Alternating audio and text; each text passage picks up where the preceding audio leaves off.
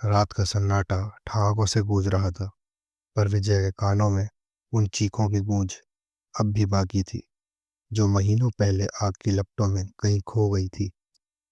Hall में सब हंस रहे थे, मगर अचानक विजय की रीढ़ की हड्डी में, यानी कि उसके स्पाइनल बोन पे, एक ठंडी लहर दौड़ी। उसे महसूस हुआ जैसे उसके ठीक पीछे से कोई नन्हे पैरों वाला बच्चा गुजरा हो। पर वो दौड़ नहीं रहा था, बल्कि अपने पैरों को जमीन पर घसीटते हुए रो रहा था। विजय के शरीर से ठंडा पसीना निकलने लगा। उसे वो जली हुई चमड़ी की एक बदबू आने लगी, जो उसने उस काली रात उस फैक्ट्री के बाहर महसूस की थी। अचानक घर के अंदर से एक ऐसी चीख उभरी जिसने सबका खून जमा दिया। सभी अंदर की तरफ भागे। मंडप के पास दुल्हन बनी सिमरन जमीन पर बैठी कांप रही थी। उसकी आंखें खौफ से फटी हुई थी। लालच और मौत का खेल। दोनों भाई विजय और रवि ने बचपन से ही गरीबी देखी थी और मेहनत से गांव में अपना नाम बनाया था। रवि, जो कि बड़ा भाई था, वो ना ही सिर्फ जिम्मेदार था, बल्कि उसूलों का पक्का था। मगर विजय के अंदर लालच का जहर सिमरन ने घोल दिया था। जब रवि ने पुरखों की जमीन बेचने से मना कर दिया, तो विजय के दिमाग में शैतान सवार हो गया था। उस शाम फैक्ट्री में आग लगी। वो कोई इत्तेफाक नहीं था। रवि को जिंदा जलते हुए छोड़कर विजय शहर चला गया था, पर उसकी दरिंदगी वही नहीं रुकी। उसने रवि के हंसते खेलते परिवार को भी उनके ही घर में कैद करके आग के हवाले कर दिया। रवि की बीवी और मासूम बच्चों की वो दम घुटने वाली चीखें विजय ने अपने कानों में बंद कर ली थी। अशुभ शुरुआत। मौत के 6 महीने बीत चुके थे।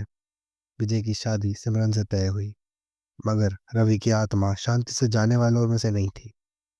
शादी के शॉपिंग से लौटते वक्त एक काला कौवा विंडशील्ड से जोर से टकराया, और वो इतनी जोर से टकराया कि उसका सर वहीं पर फट गया और पूरी गाड़ी खून से नहा गई। ड्राइवर को कुछ नहीं दिखाई दिया और गाड़ी खाई की तरफ फिसलने लगी, मानो कोई इनविजिबल हाथ उसे नीचे खींच रहा हो। अगली रात जब टेंट लग रहा था, अचानक बिना किसी वजह के शॉर्ट सर्किट हुआ। लपटें इतनी तेज थी कि उन्होंने वही रूप ले लिया जो रवि के घर की आग ने लिया था। सिमरन ने रोते हुए सबको बताया, वो वो दीवार पर चल रही थी। वो उसके बाल बिखरे हुए थे। उसका चेहरा जला हुआ था, और वो छत से चिपक कर मुझे घूर रही थी। घर वालों ने इसे वहम माना, पर विजय जानता था कि उसकी भाभी अब वापस आ गई थी। अंधेरी रात का राज। रात के सन्नाटे में विजय बाहर निकला। उसका दम घुट रहा था। सिमरन उसके पीछे आई और बोली, डर क्यों रहे हो? सब हमारा ही तो है अब। विजय ने दबी आवाज में कहा, रवि भैया, यही है। सिमरन। रवि भैया, यही है सिमरन। जो औरत तुम्हें दीवार पर दिखी, वो भाभी थी। वो हमें छोड़ेंगे नहीं। दोनों का डर अब उनके गुनाहों की तरह गहरा हो चुका था। उसी रात सिमरन की नींद खुली। उसने अपनी माँ की रोने की आवाज़ सुनी। उसको ऐसा लगा कि उसकी माँ रो रही है। वो घबरा कर कमरे से बाहर भागी, पर कॉरिडोर्स में बिल्कुल सन्नाटा था। उसने ऊपर छत की तरफ देखा, और उसकी आवाज़ गले में ही फंस गई। छत से कई लाशें लटकी हुई थी। उनके गले में फंदा था, और उनकी सफ़ेद आंखें सिमरन को ही देख रही थी। सिमरन चीखती हुई उठी। वो एक सपना था, पर उसके बिस्तर पर राख, यानी कि ऐश, बिखरी हुई थी। जब घर वालों ने दरवाज़ा खटखटाया, तो उसे लगा कि शायद बाहर लोग नहीं, बल्कि वही लटकी हुई लाशें उसकी माँ की आवाज़ निकाल रही हैं। अंतिम आहुति। विजय डर के मारे एक बाबा के पास गया।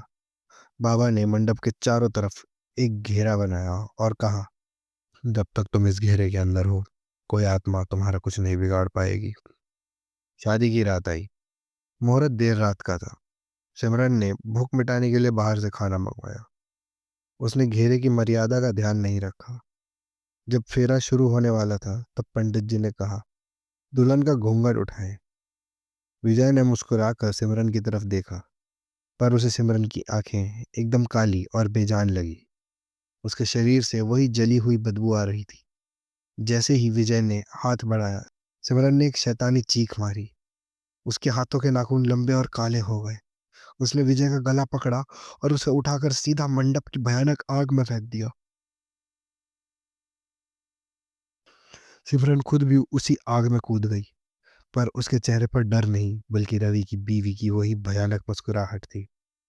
आग इतनी तेज थी कि उन्हें कोई नहीं बचा सका। मंडप की पवित्र आग उनके पापों की आहुति बन गई और उनके जिस्म वैसे ही राख में बदल गए, जैसी राख उन्होंने रवि के परिवार की बनाई थी। तो गाइस, ये थी आज की वीडियो। तुम लोगों को वीडियो कैसी लगी कमेंट सेक्शन में ज़रूर बताना। चैनल पे नए हो तो सब्सक्राइब भी कर देना, और वीडियो पसंद आई हो तो लाइक कर देना।